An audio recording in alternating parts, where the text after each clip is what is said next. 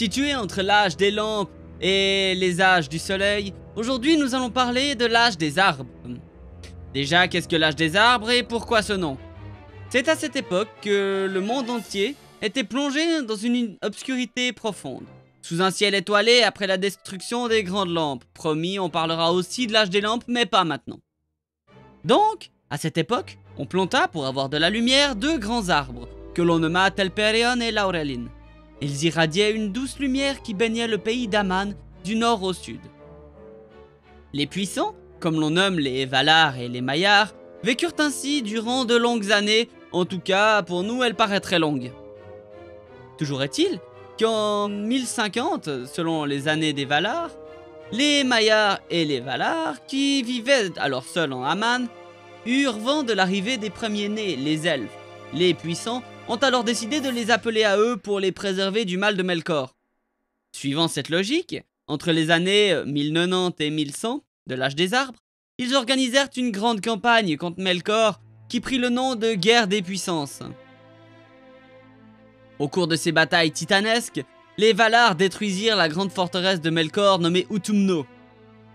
Et donc, environ 5 ans après la fin de la guerre, les elfes sont approchés par les Valar et les Maiar, et sont invités à les rejoindre au pays d'Aman où la lumière règne. Rappelez-vous que les elfes sont nés sous la pénombre des étoiles, ils n'ont donc jamais vu la lumière. Certains acceptèrent l'offre et d'autres la refusèrent, ainsi les familles d'elfes purent créées. Mais ça c'est une autre histoire et une histoire assez compliquée. Tout ce que l'on doit savoir pour l'instant est que les Noldor, les Vanyar et les Teleri acceptèrent l'offre et vécurent des années glorieuses en Aman. Pour les décrire un peu, les Vanyar étaient appelés ainsi à cause de leur couleur de cheveux, d'un blond éclatant. Et oui, Vanyar signifie blanc en Quenya.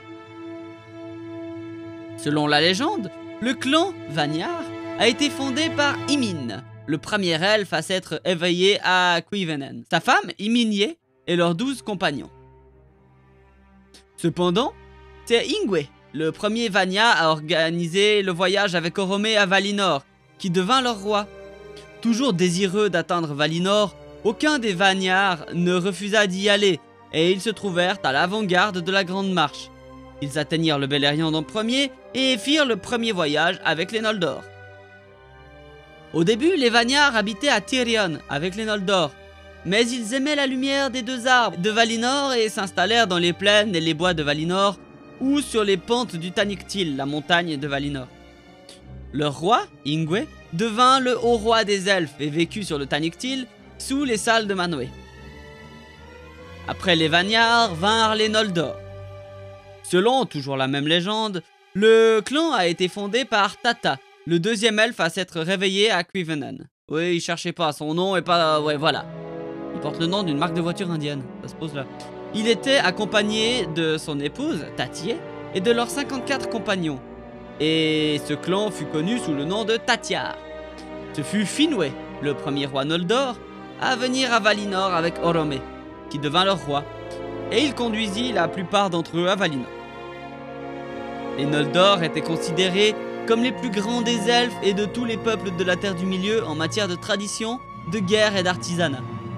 En Valinor, leur savoir et leurs compétences étaient grands, mais leur soif de connaissance était encore plus grande et dans bien des domaines, ils ont rapidement surpassé leurs maîtres.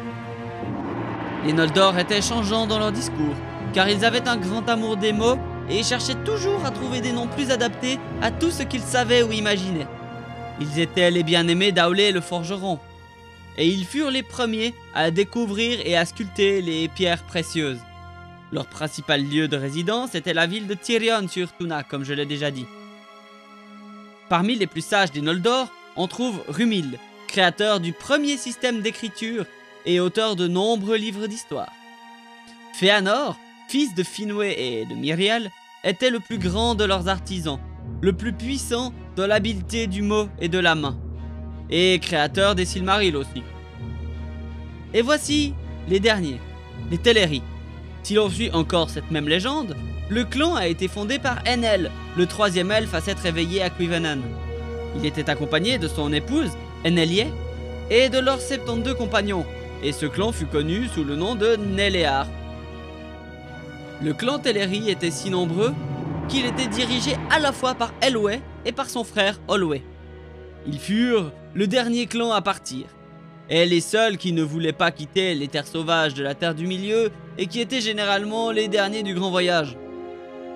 Dès leur premier jour, ils avaient commencé à fabriquer des radeaux et des bateaux à pagaie, et leurs navires devinrent de plus en plus grands et puissants, car ils devaient traverser la mer du Rhône pour leur voyage vers l'ouest. Après avoir voyagé pendant de nombreuses années, les Teleri s'arrêtèrent près de la rivière Anduin. Oui, la même que celle dans le Seigneur des Anneaux, effrayés par les Ithlegir, les monts brumeux.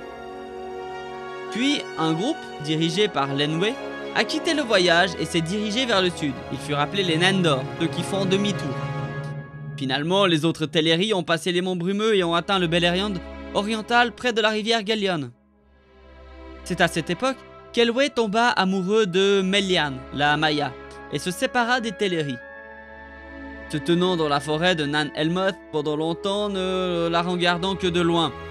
Olwe devint alors le chef des Teleri.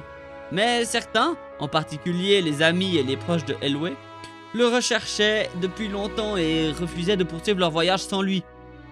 Ceux qui restèrent là furent alors connus sous le nom d'Eglath, car ils avaient abandonné le grand voyage.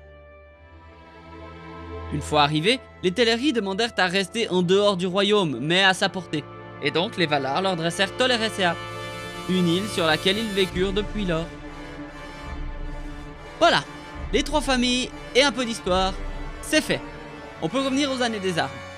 En 1179, des années des arbres évidemment, un grand événement survint dans les rangs Noldor. Fëanor était né, celui qui deviendra le plus grand artisan de son peuple et celui qui précipitera l'exode des elfes. Quelques années après, c'est au tour de Galadriel de naître. Je vous l'avais dit, elle était spécialement vieille à l'époque du Seigneur des Anneaux. Et donc, quand Galadriel eut 38 ans, il arriva que la captivité de Melkor fut terminée, et ce dernier fut relâché et autorisé à vivre en Aman avec les Valar pour le garder à l'œil. C'est en 1450 que Fëanor termine sa plus grande œuvre, les Silmarils, dont je parlerai plus en détail dans un autre épisode. À ce même moment, Melkor était parmi les elfes qu'il haïssait, et du coup il emplissait leur cœur de pensées révolutionnaires. Il les persuadait par exemple que les Valar les gardaient prisonniers et d'autres fables du genre. Et donc, il arrivait, comme j'en parle déjà dans 2 épisodes, le premier sur Morgoth et le deuxième sur Ungoliant, que ces deux-là allèrent détruire les arbres de lumière et s'emparer des Silmarils de Fëanor. Vint après cela, l'exode des Noldor, dont j'ai aussi déjà parlé dans mon épisode consacré à Fëanor, et aussi un peu à Fingolfin. Mais alors que les Noldor étaient partis, les Valar se réunirent autour des cadavres des 2 arbres, et personne ne put les raviver. Toujours est-il qu'à force de libération de leur pouvoir, les Valar parvinrent à faire fleurir une dernière fleur sur Telperion et un fruit sur Laurelin. La fleur de Telperion fut donnée à Tilion, qui la guida dans le ciel, et ainsi fut créée la lune. Le fruit ardent de Laurelin, quant à lui, fut cédé à Arianne, Maya de feu, pour qu'il soit aussi guidé dans le ciel. Ainsi arriva le soleil, et la terre du milieu ne serait plus dans l'ombre. Et avec le premier lever du soleil et les trompettes de Fingolfin sur la terre du milieu, commence le premier âge du monde. Merci à tous de m'avoir suivi durant cet épisode vraiment difficile à préparer. J'espère qu'il vous aura plu, et si c'est le cas, allez jeter un œil à mon Utip et à mon Tipeee pour m'aider un peu. Ce week-end, du 24 au 26 avril, je participe au marathon gaming caritatif de la crypte. J'espère vous y voir pour discuter un peu, ce serait vraiment sympa. Alors d'ici à la semaine prochaine, si j'ai le temps de faire une vidéo la semaine prochaine à cause du marathon, je vous dis à bientôt en terre du milieu. Ciao!